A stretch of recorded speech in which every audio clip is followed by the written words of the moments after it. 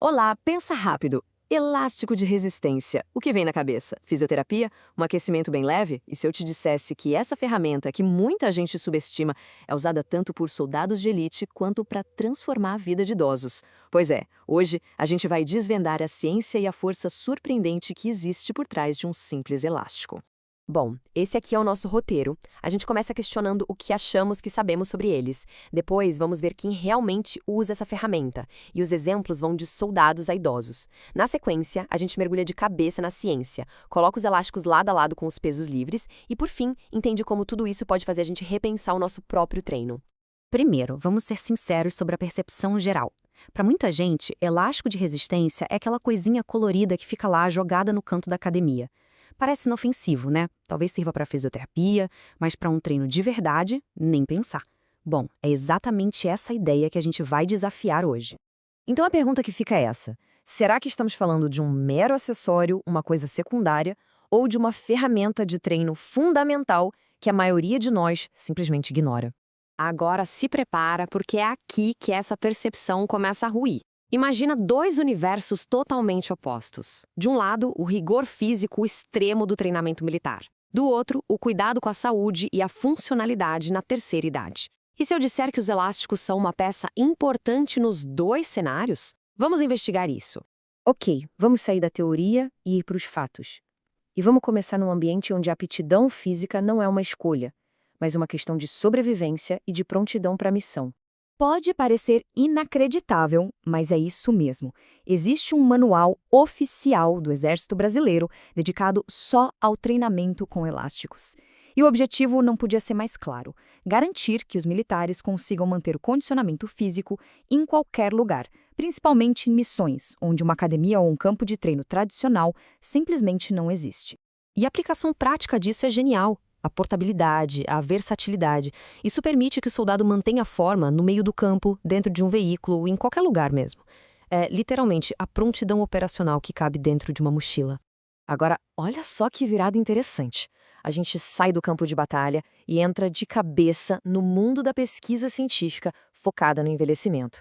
Uma revisão gigantesca que passou um pente fino em 65 artigos para entender qual é o impacto real desses elásticos na saúde dos idosos.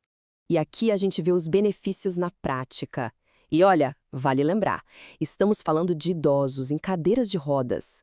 Depois de só 6 meses treinando com elásticos, os resultados são impressionantes.